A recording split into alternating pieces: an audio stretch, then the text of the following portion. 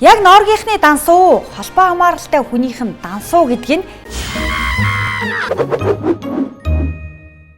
Норгоос үүдээд хэлэх мэдэх хэрэг морогт морилсон уу гэдэг асуултын том тэмдэг үүслээ. Шок мэдээ эхэлж байна. Норог тойрсон дуйлан эхнээсээ ямар гэж хэрэгвэ? Яг хэн трол вэ гэдг нь ялгахдахгүй байна.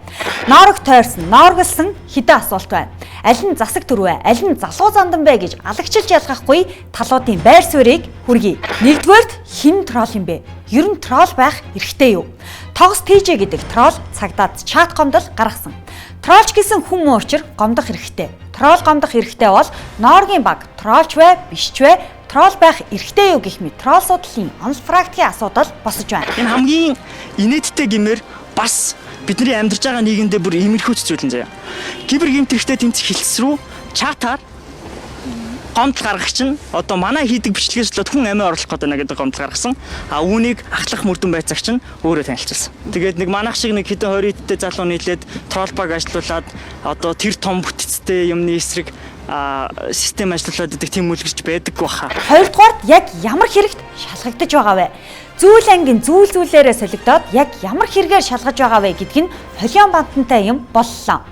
Үндэсний эв нэгдлийг босноолсноос эхэлж хувийн нууц цуглуулсан, цахим мөрийтэй тоглоом зохион байгуулсан, амь насаа хорлоход хүргэсэн хүртэл өөрчлөгдсөн. Яг ямар хэрэг гэдэг нь яс тодорхой биш ч ямар ч байсан шалгаж байгаа юм байна. Хамгийн ихний биш, хамгийн сүүлийнхээр бол цахим хүзэр, покер, амиа хорлоход хүргэсэн зэрэгт шалгагдаж байгаа юм байна. Хувийн нууцтай холбоотой учраас дэлгэрэнгүй ярьж юм уу нэр устай хэлж чадахгүй. Гэхдээ энд өгсөн мэдээлэл, энд өгсөн үг цэг тасал болгоныхоо төлөө би хариуцлага хүлээнэ. Энэ цагдаагийн байгууллагаас авсан мэдээллээр бидний авсан мэдээллээр болон урьдчилж хянснаар нийтдээ 9.3 тэрбум төгрөгийн цахим покер, цахим мөрийтэй тоглоом энэ пэйжтэй холбоотой яригдж байгаа, шалгагдж байгаа этгээдүүдтэй холбоотойгоор энэ дунд шалгагдж байгаа этгээдийн дансаар 6 дансаар дамжиж ийм гүйлгээ явсан байна гэдэг ийм мэдээлэл байна. 9.3 тэрбум төгрөг шүү. Би жишээлх юм бол 9.3 тэрбум гэдэг дүнг байна шүү дээ. Дансандаа харах нь байтугай ер нь ийм дүнтэй одоо юу гэдгийг том компани төлөвлөгөө чарж үзээгүй. Өөрийнхөө нүдээр. Энэ л хангалттай. 3-дугаарт 9 тэрбум гэдэг тоо юу илүү? Норгийнхны 6 дансаар 85179 удаагийн гүйлгээгээр 9.2 тэрбумын орлого орсон бол 7996 удаагийн гүйлгээгээр 9.2 тэрбум төгрөгийн зарлага гарсан. 365 удаагийн $9430 орлого орж 149 удаагийн гүйлгээгээр $9339 гарсан. Нийлбэр дүн нь 9.2 тэрбум төгрөг гэдэг их мөнгө. Нэг удаагийн гүйлгээ нь бол дунджаар 100 гаруй мянган төгрөг. Яг Норгийнхны дансуу, холбоо хамааралтай хүнийх нь дансуу гэдэг нь яс нэрийн тодорхойгүй байна. Цахим мөрийтэй тоглоом нь ингэхэд өнөөдөр эрүүгийн гэмт хэрэг мөн үү? Эсвэл энэ хаврын чуулганаар өргөн барих хуулиар шийдэгдэх билүү гэдэг эргэлзээ тэнэгэлзээж давхар төрж байна. Сайд алтан гэрэл байна уу? Гишүүн мөнгөн гэрэл байна уу? Хинч вэ? Хэргийн Норог цаасыг уншиж, ноото ноогүй, ноцтой ноцгүй баримт дэлгэх эрхгүй гэдгийг эрх зүйчт нь бол хэлж байна. Монгол Улсын хууль зүйн сайдхан хууль зөрчихгүй. Тухайн хүмүүсийг шалгаж байгаа зүйл чинь үнэн байх шүү гэж хууль зүйн дотоод хэргийн сайдын хувь ягталчаад хэлж байгаа. Хуулиудаар энэ үүрэг болоод ирэх нь байгаа юм. Дээрээс нь прокурорын зөвшөөрөлт.